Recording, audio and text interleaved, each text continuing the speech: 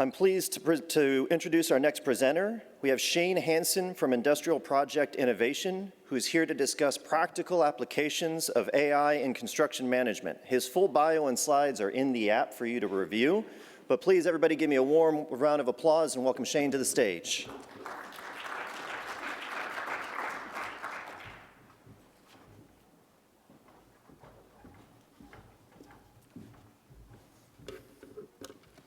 Good morning. Thank you for taking some time with me today. Great presentation or panel before, and then I'm going to go to the opposite end of the spectrum. Previously it was about power and how do we build these facilities, and now onto the other side, to become the user of AI, how do we actually put this into use?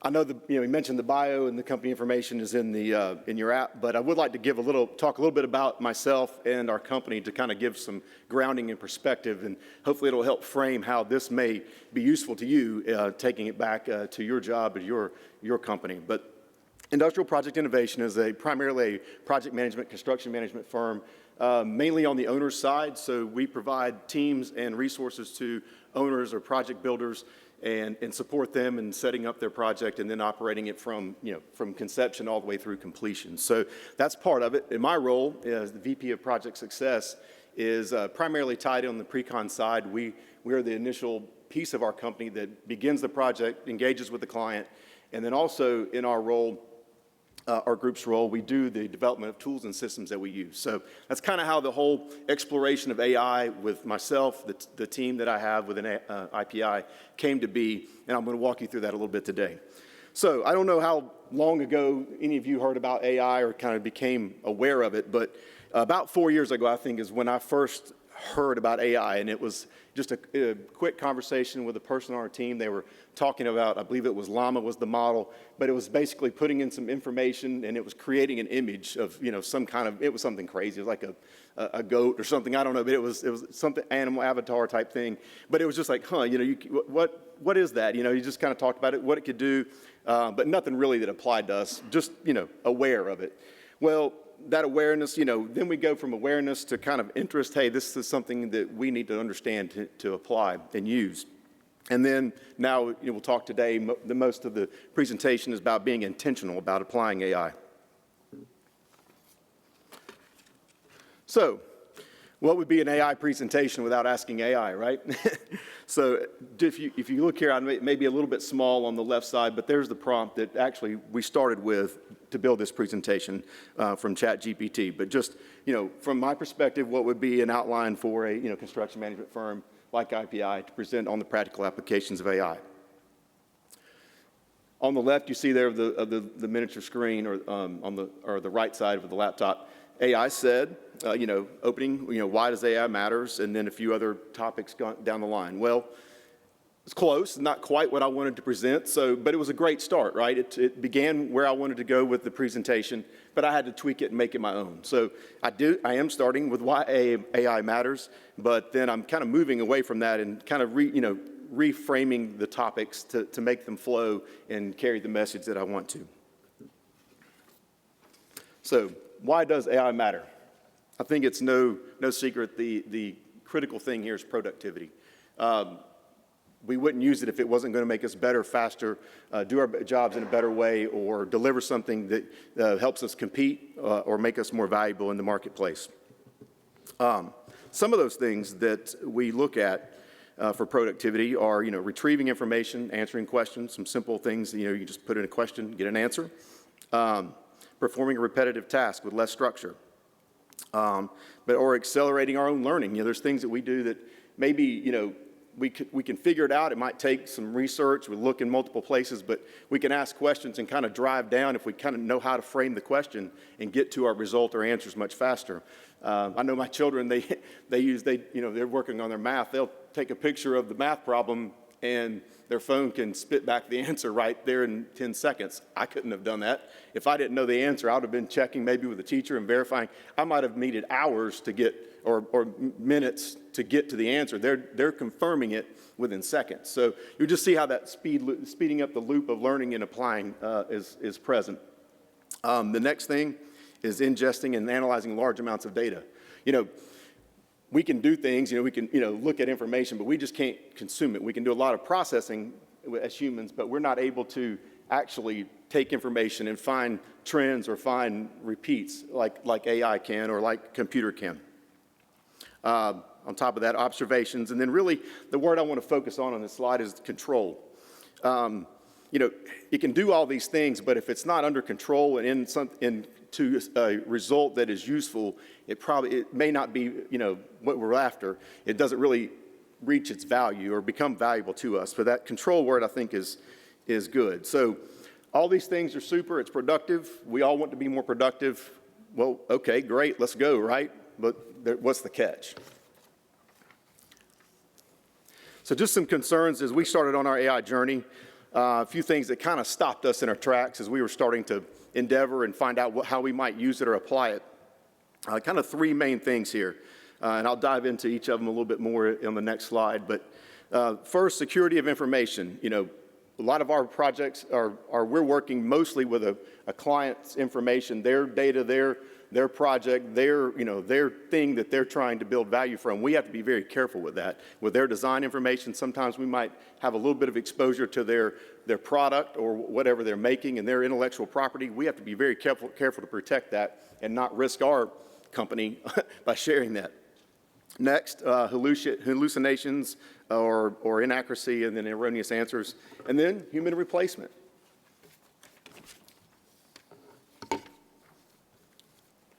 So in those, I mentioned on the security, the client's intellectual property, but also, we kind of quickly go, okay, how do I run AI? Where do I take information and place it?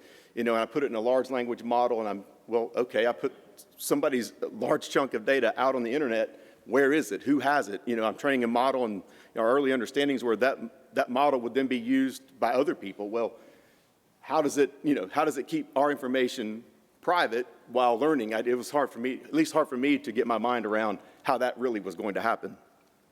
Next, with the inaccuracies and erroneous information, kind of get to this concept of having a human in the loop, right? You have to sort of look at it and say, yes, that's good. No, that's not. That's really where I wanted to go. I wanted to go somewhere else with this. Reinforcing that need to have a person there to kind of direct it.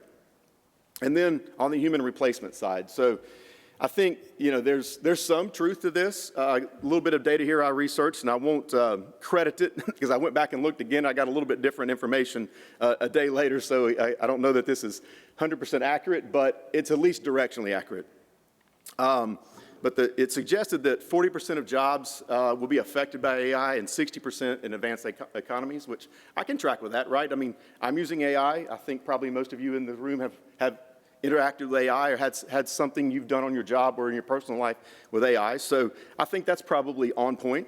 The next will be, the number of jobs displaced by AI. And this is maybe a little harder to prove, but again, it says 14 million displaced by AI in 2025 and about 2 million in the US. So to me, that's kind of in the margin of error. I know we talked a little bit about jobs yesterday in the presentations. And I believe I think there's 7.7 million jobs available in the United States. There's about a 4.5% unemployment rate, which is roughly around the same millions of people that are without work. So we're talking about 2.1 million versus a total jobs available of about 170 million in the United States. So it's impacting. Is it really changing the workforce, taking away a significant workforce? Maybe not. But there are areas where it is impacting and probably will be seen more seriously. I list a few things here: administrative tasks, customer service, production, some things where you have repetitiveness. I think you'll see some AI impacts. There probably will be jobs impacted or jobs lost. But the more as you get into the kind of the thinking and the decision-making side of it, probably lowers that likelihood of replacement. I think it gets more into the augmentation side of it. As you see at the bottom of the list that I found was education, creative jobs, and then management jobs. But again, when you get into the strategic thinking side of things, it does change I think it changes the equation because you do have to be able to apply what you're receiving from AI. So now on to our AI journey and getting a little bit more specific with what we are doing at IPI and kind of how we set this up. And this is, we went from kind of that curious, or aware of it and curious, And about a year ago, we sort of decided, hey, we need to become intentional and start really thinking about how we want to use AI and put it into practice. So just walk through the steps we've done here, and this will be the remainder of the presentation. But the first thing for us to do was just to kind of understand it, and not just, hey, I know that there's Microsoft Copilot on my computer, there's ChatGPT, there's, Google Gemini, whatever, and I can ask a question, AI gives me an answer back. Hey Siri, tell me what to do. And then, so from there, developing an understanding, then it was kind of like, okay, now we need to set some guardrails for all of us to kind of work within the tool, so we're not just each deciding what we think is okay. We have some company guidelines around that. And then the rest of it is kind of like a plan, do, check, act. Identify possible applications or solutions, evaluate them, what are the risks, what are the benefits, and then implement those applications, and then reflect on what we do and have some lessons learned, and that's how I'll close today as well. But kind of that, it's not clear, perfectly a plan, do, check, act, but it is sort of that, following through. Hey, let's get a plan, let's try to implement it, work on it, and then come back around. So, understanding AI. Now, I will start this slide by saying that there are many ways you can frame AI into, what are the types of AI, or how would you describe AI? For us, this is kind of the types that we would say, but not the uses necessarily. So this is one setup. You might be able to merge a couple if you were finding another research. So I won't, please know that there's some flexibility here, but this really kind of, sets up the presentation for me. So 5 different areas. One are techniques, machine learning, deep learning, following that with models and large language, which could be large language models, vision models, and then capabilities. Natural language processing, multimodal, where you're bringing different things together, and then generative AI. And truly, some of those things you'll see in a minute, they kind of merge. I don't know if there's really a clear line between one and the other. You kind of have to have them all working together to actually get a product that you can benefit from. And then getting a little deeper into the architecture with retrieval augmented generation, fine-tuned models, which are getting a little bit more, that's where you're getting a little bit more prescriptive and really customizing what you're doing to suit your need or your company's need. And then systems, where you take the agentic model that you created, and then you put the human in the loop and create something that really is a tool that's fit for purpose. So, with those, now, kind of after understanding, the next thing we want to do is all right, where are some opportunities? Right out the gate with the development of the AI policy, we put it in, again, started this presentation with asking AI. Let's ask AI about a policy on how to govern ourselves in the use of it within a corporation or company. So, you can see here where it hits a couple things, use models and capabilities from those layers of AI to develop that AI policy, and then take it again and recreate it, make it personal. There's things in there that we didn't understand. I'll be honest, there was language that we looked at and I don't even know what that is, and we had to Google that, or research that, and understand yes it applies, no it doesn't apply. And some things were regulatory. Then we got into more how we want to use it. Next are just simple tasks, and I think this is probably where most of the activity is, where most of us probably use AI, including myself. But again, simple tasks like using a chat bot, ChatGPT, et cetera, prompts, where you're trying to build this presentation or something else. Hey, help me outline this information and kind of get started, get off of the writer's block or the starting line. And then, hey, maybe I need help wording an email. I type it, it says this, and I know I typically tend to be short when writing emails, and it comes off when someone reads it, they don't get the message I want. So help me, write this in a more, gentle tone or something like that, and getting some different wording to achieve the goal you're trying to with your delivery. And then, of course, content suggestions as well.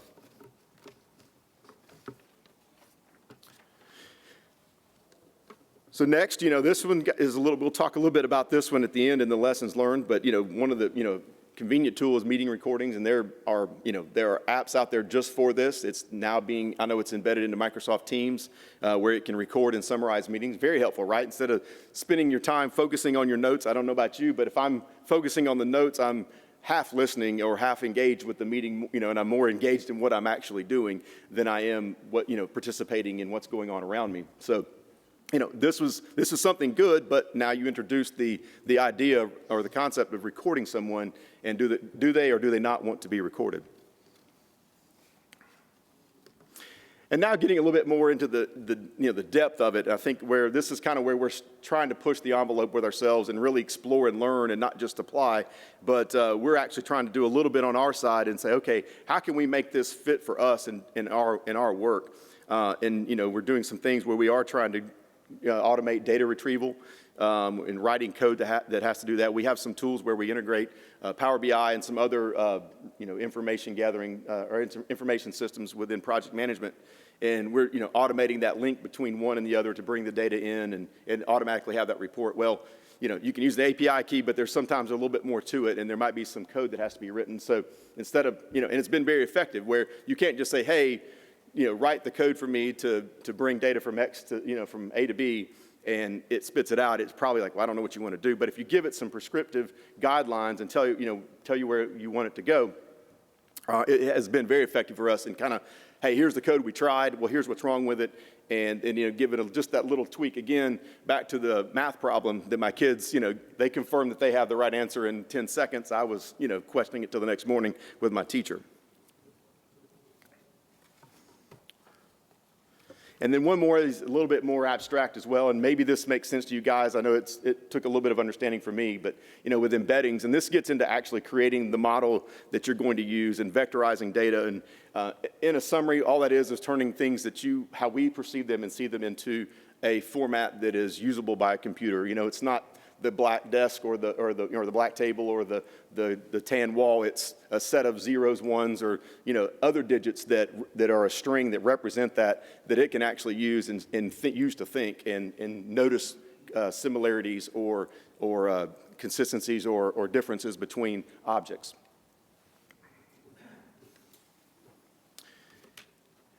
Next is retrieval augmented generation. Raise of hands. Anybody know what RAG is before today? Got 1, 2, 3, very few. Don't feel bad. I didn't know about this very long ago either. So we're not far away from each other, and hopefully we'll be about in the same place in the next 5 minutes. But retrieval augmented generation is where you start to, it's kind of behind the curtain a little bit. You're starting to integrate the pieces of the puzzle and create that system, if you will, set up an architecture and then make a tool that actually does something for you, a workflow. In the picture that you can see, there's two pictures. The top picture is kind of a process flow cartoon, and then below is what it might actually look like if you were building it in a tool. I'm not trying to sell anything here. The one we use is N8N, but you can do this type of workflow creation for AI in that tool. I'm sure there's others out there. But essentially, you're interfacing. You got the person, and you're giving questions or what you want in response, and then you're working in some sort of framework. There's a large language model behind it, and then there's also a vector database or a large set of information. It could be it could be the internet. It could be anything on the web. It could be your private data set of documents or pictures or drawings, whatever it may be. But then that's your private data set, and you can tell it how to kind of use both and bring them together, create your answer, and then feed it back. But in summary, that is what a retrieval augmented generation is. It's not just question in, letting the algorithm say that's built by someone else come up with what they think the answer should be, and then spitting it back. You're kind of focusing on where to look and how to pull all that together. And we're using this, we're kind of doing a proof of concept, to be honest with you. We're using a couple of HR applications where we know the data set. We probably could go do this in another way and search for information, but then just to prove we truly understand and can set it up and then apply it to more complex applications, how can we, we're looking at saying, all right, here's the tools, here's all the pieces, can we get it to work and come back with an answer that is not erroneous? So, a little bit about the layers of AI and understanding it and some possible ways to use it. Here are some things where we actually have, put it to use. And I already mentioned the AI policy, so I won't drive it too much harder, but I did bold a couple items, 3 items there in the middle that I think are, were important in kind of really setting us up to have a good road with good guardrails on it. And that's, hey, what are the acceptable uses and ethical guidelines, data privacy and security, and then protecting intellectual property and ownership. And that's, some of it's ours, but really, also from a liability standpoint, a lot of it has to do with our clients' intellectual property. From there, we did, about a year ago, we set up a task force just focused on this. We meet every week or 2 weeks and kind of talk about, here's the initiatives, here's our actions, the things we're working on. Doing some research, I'll be honest, a lot of it's kind of, in the first 6 months really just kind of felt like we were just wandering in the wilderness for this. It was, looking into it, I can try this, there's optimism, and it's like, well, I don't really know how to, know how to carry this further. We were talking to some consultants to understand where we should go. Just a lot of learning, and I won't say that we're through with that, but that was really what made up, it seemed like, that first few months, other than developing a policy. From there, we are getting into, the sophistication, the capability is growing with RAG development, and then, we're using meeting recording summary on a as appropriate basis, and as I mentioned, the code generation. And then, just doing standard chat functions where most of us live. Again, if you don't generate, if you don't have a need to generate computer code, you're probably not going to go and ask questions about showing me, some code to do a specific function in whatever language you may be using. And then, of course, the embeddings where we're actually taking our information and dealing with that privacy concept, data privacy, and building our own models to start using and looking at. Okay, so with that, moving on to some lessons learned. One thing we found, I talked a little bit earlier about using AI to help us write code to do API keys and interface different softwares or tools for reporting. But, another part of this, there's tools in the marketplace that are available that are, doing that for you. And some of those, say they sell full automation where, hey, you just go out there, you look at, you go around with a 360 camera, tour the site, and it's going to compare it to the model and tell you progress. That may, if you don't have anything, if you don't have automated reporting or some way of visual reporting, maybe that's a great tool. But what I will tell you, what we're finding now, and we're keeping an eye on it, because if it ever gets to where it does it, this is a really, breakthrough thing. But what we're seeing currently is that there is, probably still a human in the loop. It's just trading our human in the loop for their human in the loop.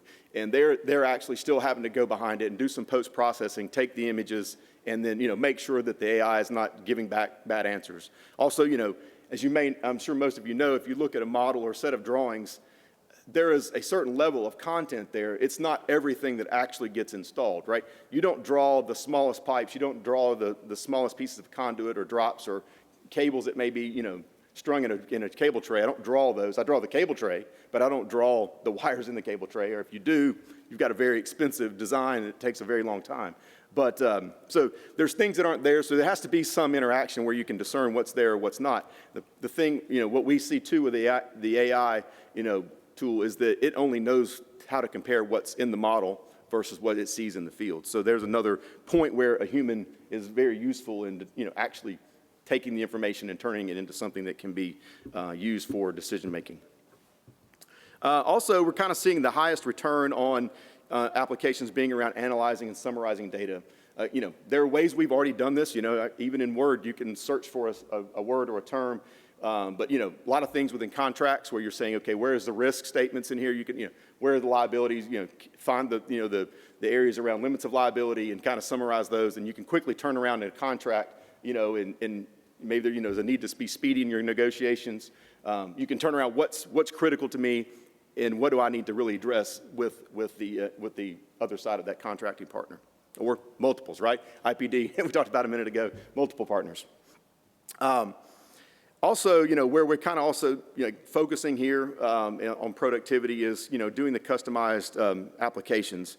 And that's, this is harder. This is where it's sort of the boundary for us. It's the boundary of our knowledge and capability, but it's also where we think we can make the biggest gains. It won't be easy to get there, but it'll be the place where we can do the most.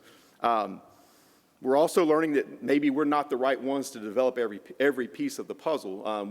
One thing we've found in past couple months, and I think it's going to be very promising, is that there are some fit for purpose companies out there that are doing RAG generation where they can give you the tool and you can customize a little bit, and then and it's more set for construction. It's not just putting drawings into Gemini or ChatGPT and asking it to find specifics about it. It's more set for, hey, here's a set of documents, the model's on your side, And they are looking at that data, and then you can ask specific questions. I've had a demo, it was pretty good. That's, I just said, all right, they had their demo set, and we're at the trial phase with some of our data. But I said, okay, just tell me, what is the foundation size for elevator 6? And it was quick, and it was accurate. It told the drawing it was on. We were able to go reference that page, and there's no way they could have been prepared for my question. It was a random question about the content. I didn't know what equipment was when it was loaded. They gave me a little bit of information to build my question from, but I was pretty encouraged at least to see hey, there's a tool that we can jump. We would be working days, weeks, months at trying to figure out how to build the RAG and the interactions to be successful in that model where you could interface with it and actually get meaningful information back, and there's something there. So now we're figuring out how do we apply it. Next is then, prioritizing the application over development, and it's kind of the same thing, carrying on that thought. Homegrown AI takes a lot of understanding and development. We're not professional coders. We can do some things. We can get, I talked about some things that we're doing within our company to use, coding or AI to augment what we're doing, but we're not professionals. We don't have somebody on our team that is dedicated programmer.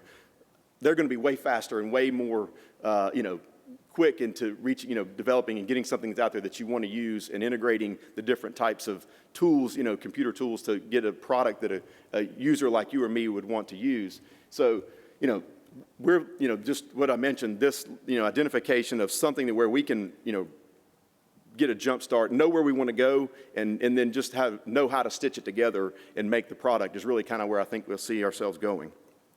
Don't reinvent the wheel. That's, again, the same thing. There's stuff happening all the time, and it's more about just kind of staying abreast of the products in the marketplace, the type of applications that might suit you and your business, and we're all a little different. I know this may not be exactly what you would use, but there may be parts of it. So staying aware of what's out there and how it might benefit you is really important. And then also, it's just because it's so fast. I mean, again, we have, I think, 250 people in our company, 3 or 4 of us dedicated to kind of these technologies. That's a small team when you think about the vast world and all the people that are working on, that just focus on AI and development of use and, implementation of this concept and building tools that are useful. So we have no chance. So we have to be ready to keep up and use what's available made by someone else. And then the, respect of privacy and accountability, that's hugely important, and we are seeing this. The big thing is SOC 2 compliance. That's kind of the main word there. I'm sure, Procore is good at this. That's kind of was the first thing. Any, large data, cloud-based service is going to, if you're going to use it, they're probably going to be SOC 2 compliant. That's the big question, and we ask that. They say yes. Can I prove it? No, but again, there's a little bit of trust there, but they have to go through the steps to verify that they are SOC 2 compliant. And then, just dealing with individual apprehension around being recorded. We use it internally. A lot of times there's meetings where there's not a lot of risk involved. We're just, it's a company update or something. Everybody's comfortable with a recording and having that, summarize minutes, put them out. But sometimes with clients, they don't want to be recorded. Maybe there's conversation that they don't want to be, put in memorial, or they don't want to risk being, have that pulled back up to them legally, or and say that, something they may have said that they may not wish they would have said, or maybe there's a commitment that they weren't intending to make. So we've had some pushback on using meeting recordings in client meetings, but we're again, I think most of you just ask the question, be very upfront about it, and talk about what you're offering or what you're asking to do, and then get the buy-in from everyone involved, and you're okay. So, background and kind of closing this up, why AI matters. And I started, with the first slide that talked about, or one of the early slides that talked about productivity and, retrieving information, things we want to do that AI can bring value to us and how we do our work.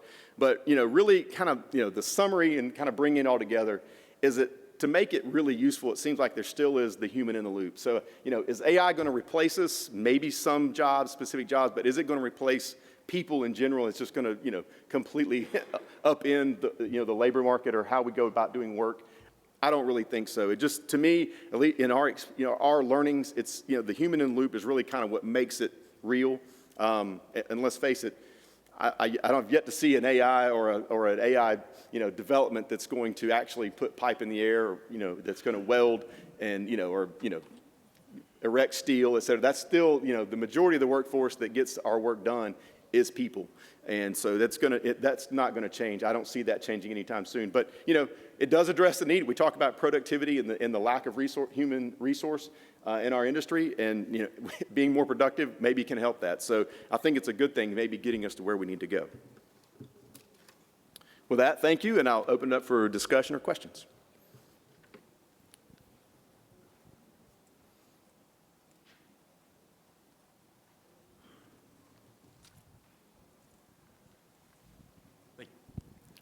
One question about the RAG piece. I know you mentioned you can have kind of an internal data set based on just your model, and then there's external where it might be going out to the internet and more industry standards.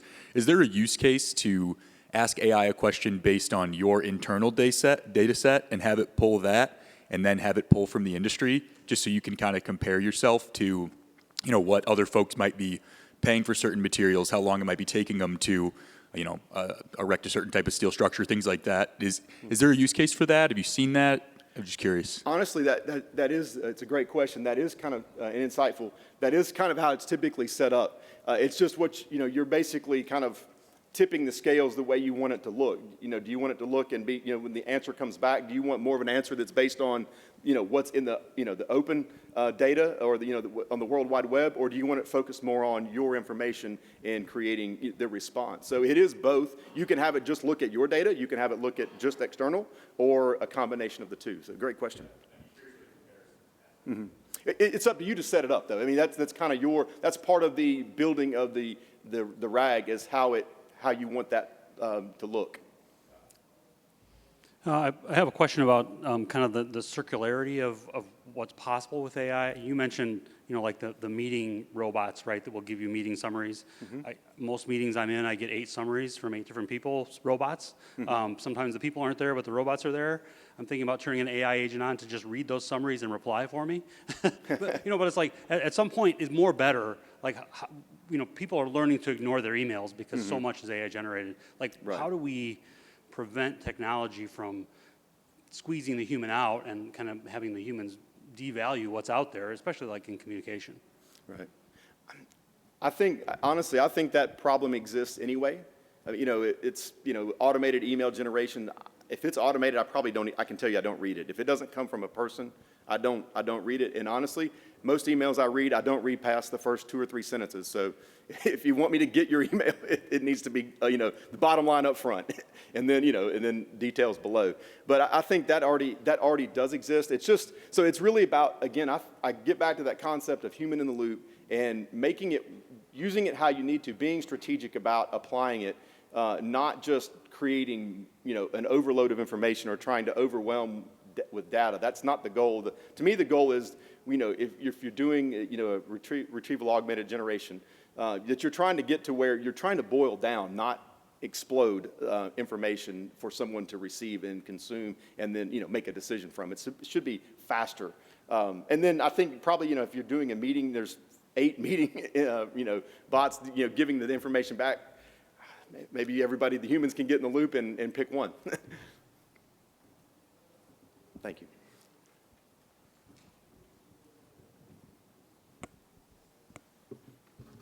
Early in your presentation, you talked about how security and concerns around that. So when companies are dumping all their information into these systems, where is that stored? How is that prevented from being hacked and all that kind of stuff? Because I'm seeing mm-hmm. every company's doing this. All sorts of sensitive data is going into it. I understand that certain models are built for business, but still, I don't know where that information's going and who could hack their way into it. Mm-hmm. We're with you. That's kind of what stopped us in our tracks, to be honest. We have yet to put client information out into a public place that we didn't understand. Now, if you use, a project management software, even if you're using SharePoint, you're probably cloud-based in your data right now. So, but you're, behind some sort of security wall for data privacy. So, in some way, it's generally all in the same place. It's just what is the digital security to get to it. So for us, we're not putting information out there our goal is to, and one of the tools I mentioned there at the end that we're exploring right now is where we can have our data set and that it looks there to see it and then goes out and may go out and compare. Now, what's interesting, that model, and they're very open about it, they use existing algorithms with Google Gemini and others to do some of the processing, but they're kind of telling it what to do. So everybody's kind of building this, when you talk about a RAG, everybody's kind of making building blocks and then connecting multiple blocks from different places to put it all together. I'll be honest with you, when you bring in that chat, that Microsoft Copilot, the Gemini or whatever, model you're using, there is a little bit of trust there. How you say that model can look at your information, give you an answer, and not learn from you, and how does it turn that piece of it off? I don't know. But again, when only thing I'll come back to for a security side of this, and kind of this is kind of getting more legal, but just that if they're giving SOC 2 compliance, then we're kind of taking that as saying that's okay. We can proceed with this information, but we would not put, especially our clients' project information, we would not put that into an open source model.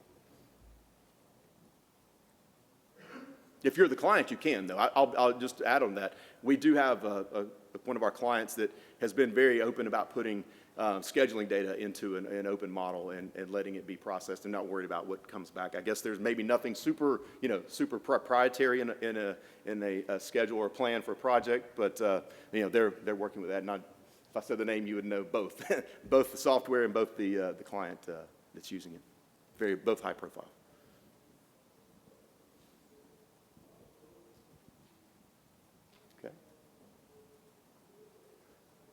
Well, if there's no more questions, I appreciate your time with me today, taking the time to listen and engage a little bit on AI. I hope this presentation gives you a little bit to take back, just some nuggets. Again, it's kind of an abstract topic. I'm probably like most of you. I use it in parts and pieces, and to really make this transformative, you kind of have to dive in, and maybe that's right. Maybe you need a partner, another company, or you need to go get something off the shelf to make it work for you. That's what fits your business. I don't know, but I hope that just diving in and understanding the layers of AI, kind of how it's built, so that you maybe know how to better plug into it, engage, and get some value back out of it was the result of today.